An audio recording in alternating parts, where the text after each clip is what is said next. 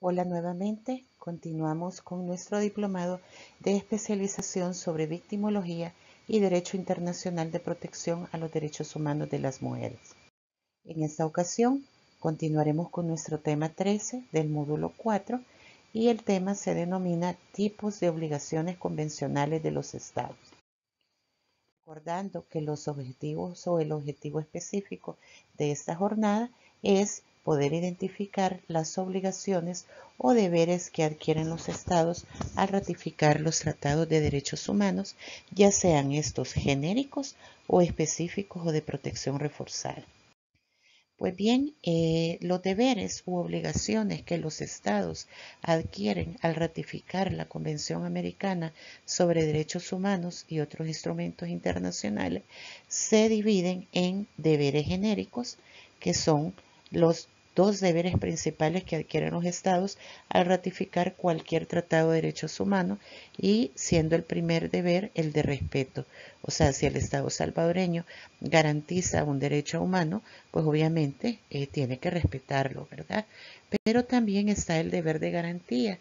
porque no basta solo que el Estado respete o no violente el derecho humano reconocido, sino que tiene que garantizar en la realidad, en los hechos, que este derecho se pueda gozar. Y de este deber del Estado de garantía surgen otros subdeberes, como el deber de prevenir la violación de ese derecho humano que se ha reconocido, el deber de investigar en caso es conculcado este derecho, y el deber de no discriminar, es decir, garantizar que todas las personas puedan gozar de forma plena de los derechos humanos sin discriminación. Pero fíjense que estos deberes genéricos, el de respeto y de garantía, además de estos deberes genéricos, muchas veces se aprueban otros tratados de derechos humanos que se denominan específicos o de protección reforzada, porque esta protección es insuficiente para poder proteger de manera especial a poblaciones que vienen siendo históricamente oprimidas o discriminadas, y por eso surgen a veces deberes especiales o específicos. Aparte de estos deberes genéricos, hay otros deberes especiales para ciertas poblaciones en especial condición de vulnerabilidad. Por ejemplo, los derechos de la niñez y la adolescencia, que están siendo protegidos, además de los tratados de derechos humanos genéricos, por un tratado de derechos humanos específico o de protección reforzada a la niñez y adolescencia, como sería la Convención sobre los Derechos del Niño. Otra población en especial condición de vulnerabilidad histórica y estructural son las mujeres. Por lo tanto, las mujeres tienen derecho a ser protegidas por todos los tratados de derechos humanos genéricos, pero además tienen otros derechos especiales o de protección reforzada cuando son mujeres en situación de violencia y discriminación por ser mujeres. Entonces aquí surge otra obligación específica para el Estado salvadoreño, que es que debe actuar con la debida diligencia para proteger a las mujeres en esta situación. Por ejemplo, también las poblaciones de las personas en condición de discapacidad son personas que, además de ser protegidas por los derechos humanos que están reconocidos en tratados genéricos, también tienen derechos específicos en los tratados de derechos humanos para las personas en su situación o en su condición. Por lo tanto, los deberes y obligaciones de los estados son tanto genéricos como específicos, ¿verdad? Por eso cuando vamos a hacer una resolución judicial y vamos a invocar la obligación convencional, que ustedes saben que después de la fundamentación constitucional de nuestros fallos, tenemos que invocar también la fundamentación convencional. Vamos a comenzar primero con las convenciones genéricas, ¿verdad? O generales, y luego, si yo tengo, por ejemplo, como víctima a un niño, además de esos tratados, voy a aplicar la Convención sobre los Derechos del Niño. Entonces concluimos que hay dos tipos de obligaciones o protecciones convencionales. Cuando hablamos de convencionales se refiere a convenciones o tratados de derechos humanos. En caso de violencia contra la mujer, primero obligaciones genéricas, y luego obligaciones específicas o reforzadas. Por lo que en caso de violencia contra la mujer, los estados tienen, además de estas obligaciones genéricas contenidas en la Convención Americana, otras obligaciones que se denominan de protección reforzada emanadas de dos convenciones específicas, la CEDAW y la Belén do Pará. Pero además, si la mujer es una mujer menor de 18 años de edad, puedo aplicarle también la Convención sobre los Derechos del Niño. De ahí que una forma de valorar la calidad de las resoluciones es que después de mencionar los artículos de la Constitución que fundamentan un fallo judicial, también debe pasarse a la fundamentación de las convenciones, primero la genérica, la Convención Americana de Derechos Humanos, el Pacto de Derechos Civiles y Políticos, y luego ver cuáles son las obligaciones específicas o reforzadas que nos dan otros tratados o convenciones de derechos humanos que protegen de manera con mayor profundidad a estas poblaciones, ya que muchas veces la protección que surge de los tratados genéricos no es suficiente para una protección real o verdadera en estas poblaciones que vienen siendo discriminadas de manera histórica y estructural. Por ejemplo, en la Convención de Belén do Pará, ustedes pueden ver que en el artículo 7 se establecen deberes de los estados. ¿Qué tipo de deberes serían estos? Específicos. ¿Específicos para quién? Para las mujeres en situación de violencia, porque está este artículo 7 en la Convención de Belén do Pará, que es una convención de protección reforzada a las mujeres en situación de violencia y discriminación. Entonces, además de otras obligaciones de la Convención Americana de Derechos Humanos, el Estado salvadoreño adquiere compromisos de llevar a cabo, dice, primero, prevenir, sancionar y erradicar la violencia contra la mujer, y en llevar a cabo lo siguiente, sin dilaciones. Entonces, esto tiene que ser inmediata, abstenerse de cualquier acción o práctica de violencia contra la mujer y velar porque las autoridades pues también se comporten conforme a esta obligación. Pero en el B dice, debe actuarse con la debida diligencia para prevenir, investigar y sancionar la violencia contra la mujer. Incluir en nuestra legislación interna normas penales, civiles, administrativas, así como de cualquier otra naturaleza que sean necesarias para prevenir, sancionar y erradicar la violencia contra la mujer y adoptar las medidas administrativas apropiadas al caso. Adoptar medidas judiciales para conminar al agresor a abstenerse de hostigar, intimidar, amenazar, dañar o poner en peligro la vida de la mujer. Y bajo estas obligaciones reforzadas o específicas, perfectamente, aunque no me lo pida la fiscalía o la misma víctima, yo como una persona jueza puedo, en base al artículo 7, dictar medidas de protección, ¿verdad?, encaminadas a proteger a la víctima o a conminar al agresor a que cese su hostigamiento, intimidación o amenaza. ¿Por qué? Porque este es un deber y los deberes son de obligatorio cumplimiento. Es de oficio que yo tengo que actuar si está dentro de mis facultades legales. Por lo tanto, es importante tener en cuenta que cuando a ustedes les llega un caso con una mujer víctima de violencia o discriminación, automáticamente se nos tiene que encender ese semáforo, ¿verdad?, en luz roja, en donde yo debo de aplicar estas disposiciones, estos deberes que sin dilaciones debo de adoptar para prevenir, sancionar y erradicar la violencia contra las mujeres. Entonces, vean qué interesante, porque cuando se mide la calidad de una resolución judicial, usted ve que si el juzgador ha invocado la Convención de Belén do Pará, se ha invocado cuando hay una mujer en situación de violencia por motivos de sexo o género, ¿verdad? Usted dice, qué interesante, esta jueza, este juez, lo primero que ha hecho es invocar el artículo 3 de la Constitución.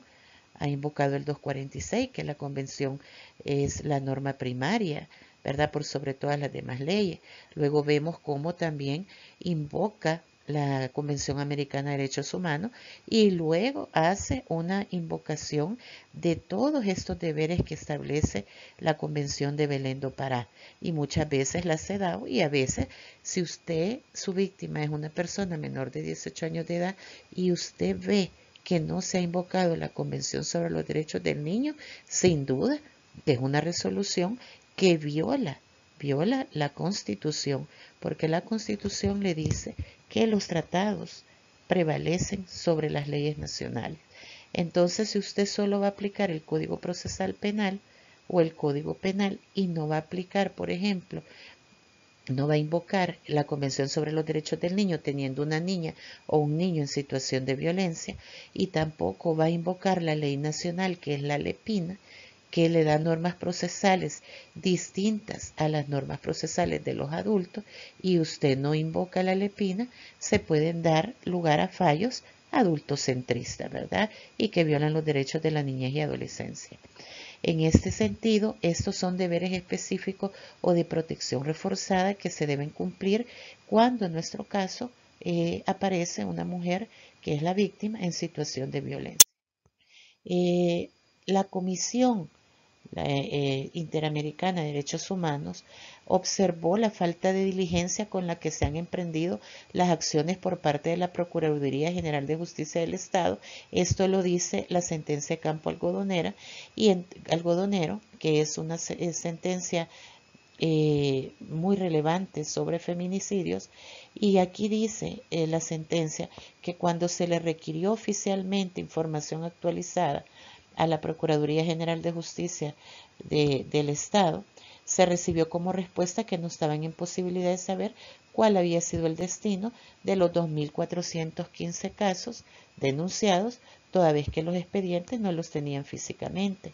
Entonces, cuando la Corte pide esta información al Estado mexicano y dice no hay información de 2.415 casos de mujeres que han sido asesinadas. Entonces, nos dice la sentencia Campo Algodonero que más allá de las cifras sobre las cuales no existe firmeza, es preocupante el hecho de que algunos de estos crímenes parecen presentar altos grados de violencia, incluyendo violencia sexual, y que en general han sido influenciados por una cultura de discriminación contra la mujer, la cual, según diversas fuentes probatorias, ha incidido tanto en los motivos como en las modalidades de estos crímenes, así como en la respuesta de las autoridades frente a esto.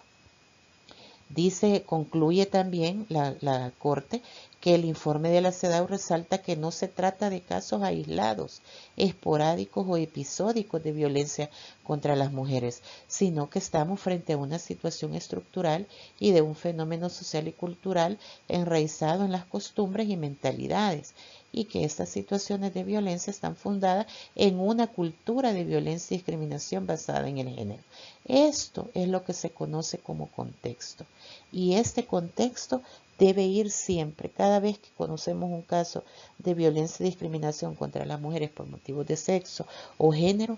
debemos invocar este contexto. ¿Cuál ha sido el contexto de protección de las mujeres en El Salvador? ¿Han tenido los mismos derechos que los hombres? No han tenido derechos, los hombres han asumido los derechos de las mujeres, ha habido derecho de los hombres sobre la vida y bienes de la mujer. ¿Las mujeres han podido ejercer de manera directa todos sus derechos o no? Ese contexto es lo que viene siendo un contexto de discriminación y de violencia basada en el género. Esto es lo que debemos de construir, miren, la cultura de discriminación contra las mujeres, ya que si bien ustedes conocen casos específicos, esos casos específicos están dentro de todo un universo de una cultura de violencia contra las mujeres. Aquí hay un ejemplo de una fundamentación de una apelación de sentencia absolutoria al no haberse aplicado la protección reforzada de la Convención sobre los Derechos del Niño, la niña y mujeres adultas. Entonces, en este caso, resulta que el juzgado absuelve a un imputado de agresión sexual contra persona menor de edad agravada. Y cuando se lee la sentencia, en ninguna parte de su fallo hace referencia a la Convención sobre los Derechos del Niño, la cual tenía que invocarse porque estábamos frente a una víctima que tenía 11 años de edad, es decir, tenía menos de 18 años de edad. Pero tampoco la ley nacional específica o reforzada, porque hay leyes nacionales específicas o reforzadas, como sería la LEPINA, que se aplica solo a favor de las personas menores de 18 años, tampoco esa ley fue utilizada ni mucho menos invocada. Entonces la querellante, al presentar su apelación de la sentencia absolutoria, le dice: el tribunal ad quo inobservó los preceptos convencionales que protegen de manera reforzada los derechos humanos de la niñez y adolescencia y de la mujer en todo su ciclo vital, es decir, de las niñas también, siendo esto la Convención sobre los Derechos del Niño. Esta es la convención que protege de manera reforzada a las niñas y a los niños. La Convención de Belén do Pará y las reglas de Brasilia sobre el acceso a la justicia de las personas en condición de vulnerabilidad por razón de edad, defecto por el cual el juzgado sentenciador, ¿verdad?, no valoró en ninguna parte de la sentencia la situación de desventaja y vulnerabilidad de la niña víctima, tanto por la edad de solo 11 años al momento de los hechos como por su condición familiar de hogar monoparental femenino con ausencia del padre, su precaria condición económica, de andar pidiendo comida, ropa, dinero, porque ellos trabajan, de andar recogiendo latas, botellas, viven en una extrema pobreza, como el mismo imputado reconoció en su declaración indagatoria. Recuerden ustedes que la situación de pobreza es una condición de vulnerabilidad de acuerdo a las reglas de Brasilia. Entonces, si los estados suscriben, firman, ratifican convenios o tratados u otro tipo de resoluciones de derechos humanos, como las reglas de Brasilia, que fueron las Cortes Supremas de Justicia quienes las han suscrito, entonces estos instrumentos son para aplicarlos, no para que solo estén en los archivos o en las bibliotecas. También la querella dice: el hecho que la víctima sea una persona menor de 18 años de edad la convierte en merecedora de la protección reforzada de la Convención sobre los Derechos del Niño, según el artículo 1 y además el artículo 2 de esa misma convención, que exigen que la decisión judicial que se vaya a tomar siempre tome en cuenta el interés superior de la persona menor de 18 años de edad, y especialmente debe cumplirse con el artículo 19 de la misma CDN, que exige la protección frente al maltrato de las niñas, los niños y personas adolescentes, lo cual incluye maltrato emocional, físico, sexual y psicológico, y ningún juez puede obviar dicha protección reforzada, porque si lo hace, la resolución deviene en una fundamentación legal incompleta que vicia de nulidad la resolución tal como ha ocurrido. ¿Qué pasó con esta impugnación que hace la querella? Bueno, la querella hace referencia a tratados de derechos humanos reforzados, de protección reforzada a la mujer y a la niña, como es la Convención sobre los Derechos del Niño y la Belén do Pará, obviamente. Entonces, ¿qué es lo que dijo la Cámara de lo Penal de Santa Ana? Bueno, accede y dice: efectivamente anuló la sentencia por no haberse aplicado la protección reforzada a la niña víctima. Y dos parrafitos de la resolución de la Cámara dice: sobre este punto tiene razón la querellante Cortés de Alvarenga en cuanto a que el juez acuo en ninguna parte de la sentencia aplica normas constitucionales y tratados internacionales que sean garantes a los derechos superiores de los niños, existiendo una gama de legislación que tutela los derechos de los niños, niñas y adolescentes. Continúa diciendo la Cámara: aunado al anterior, es decir, a la no aplicación de todo el corpus juris internacional y regional atinente a la protección de los derechos de niños, niñas y adolescentes, tal como lo argumenta la parte querellante, es necesario advertir que el juez sentenciador no aplica directamente ese corpus juris en el caso de vulneración a la integridad e indemnidad sexual de una niña. Dicha circunstancia lo llevó, ¿verdad?, al juez sentenciador a aplicar normas de valoración probatorias propias e improcedentes para declaración de este grupo etario en condición de vulnerabilidad y tuvo como consecuencia una decisión con enfoque adultocentrista, no aplicable en estos casos, es decir, sin perspectiva de género, entendiéndose la perspectiva de género, como la inclusión de las múltiples formas de subordinación y discriminación que frente a los hombres experimentan las mujeres de distintas edades, que influyen en la manera en que experimentan la mencionada subordinación y discriminación, que permite interpretar, ¿verdad?, la perspectiva de género, tomando en cuenta las perspectivas, necesidades, intereses y experiencias de cada sexo y las relaciones desiguales de poder que se dan entre ambos sexos. Esto lo toma de la fuente de Jiménez Sandoval Rodrigo, Protocolo de Incorporación de la Perspectiva de Género en las Resoluciones Judiciales, que ha sido publicado por la Escuela de Capacitación Judicial. Miren qué interesante, porque entonces la Cámara falla, ¿verdad?, que al no haber adoptado las precisiones doctrinarias anteriores no fueron aplicadas, y al no considerar que estaba en presencia de una relación víctima-victimaria donde el sujeto activo ejercía una relación desigual de poder sobre la víctima, puesto que la ofendida se encontraba al momento de los hechos en una situación de vulnerabilidad económica y por ello aceptaba las regalías sin mayor cuestionamiento, que acentuaba el sometimiento de la víctima a la actuación del imputado. Además, es un hogar solo formado por la madre y dos hijas, es decir, un hogar monoparental femenino, y de igual manera el juez sentenciador obvió la relación de la niña como víctima y adulto como imputado. Miren qué interesante. Es decir, cuando nosotros escuchamos que de pronto dicen, no, es que los fallos judiciales no tienen la calidad que se espera, no es cierto. Yo le puedo decir como litigante, que también soy, que hay muchas resoluciones muy buenas, otras no tanto, pero estos diplomados son precisamente para aprender de aquellas resoluciones que ya van sembrando un antecedente, donde dicen los juzgadores y juzgadoras, hay protección reforzada en otras convenciones y se tiene que aplicar, y si no lo aplica, lo que vienen a ver son estos fallos tremendos al momento de dar una sentencia, en donde se vulneran los derechos tanto genéricos como específicos de poblaciones que vienen en una situación de discriminación y vulnerabilidad histórica y estructural. Terminando entonces con una conclusión que sería, ¿verdad?, que siempre que la víctima sea una persona en condición de vulnerabilidad por cualquier condición de opresión o discriminación histórica y estructural, usted debe fundamentar la sentencia en, obviamente, primero la Constitución como ley primaria.